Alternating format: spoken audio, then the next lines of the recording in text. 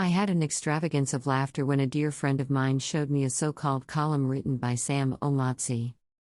To give him his due, Sam Omatseye has been somebody I always wanted to encourage, for instance, agreeing to serve as the official reviewer of his novel at its launch in Lagos barely a week after burying my father in the East. I had my hilarious laughter upon seeing Sam Omatseye's column because when you already know the end of a writing after reading just the first sentence, there's no doubt that the writer is not up to par. Sam Omatseye slavishly serves as paymaster through his many bought and sold writings with a frightening giddiness that belies his age. I'm yet to see as much feather-brained excitement in any infant.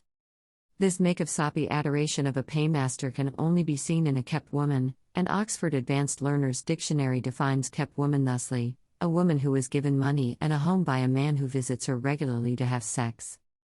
We are of course dealing here with the first and only kept man in the history of the world, but I have to admit, as we learned in the Bill Clinton and Monica Lewinsky affair, that the sex act has stopped short of penetration.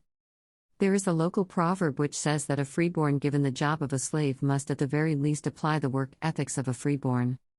Maybe I'm even making the mistake of calling an excited slave a freeborn. Obviously no medicine, local and foreign, can cure Sam Omatseye of acute and chronic ichthyophobia. Well, a man suffering from devastating inferiority complex should be left strictly alone to play an indulged toady and lick spittle to his masters. Truth be told, Sam Omatseye has been a laughingstock in our circle such that one young journalist brought to our notice that the compromised columnist does not know the difference between Ben Jonson and Samuel Johnson, and thus quotes one as the other. I shall not reveal the name of the young journalist who keeps feeding us with the pathetic bloomers of Sam Omatseye because I do not want to expose him to danger, given that the likes of the crude columnist is actually a dangerous state agent, what the East Africans call a scari. Even as he serves as the butt of jokes, Sam Omatseye deigns to pose as a jumped-up intellectual in some primordial spheres with his pseudo-intellectual illogicalities and cut-and-join prose. There is always the minority minion's anxiety to praise sing fiercely to be counted among the court jesters of the major man. The Sam Omatseye tragedy is that he has spent his entire lifetime serving certain interests such that he has completely lost touch with broad-minded reality.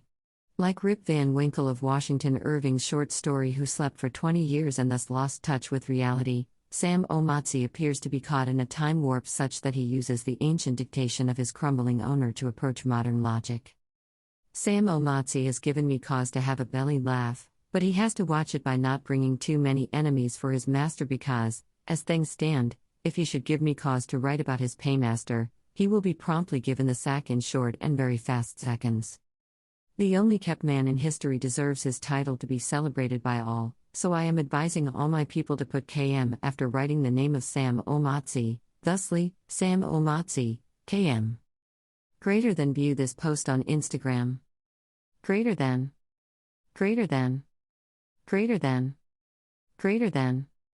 Greater than a post shared by hashtag Lara Olayinka Aresa1 at Larry Olayinka.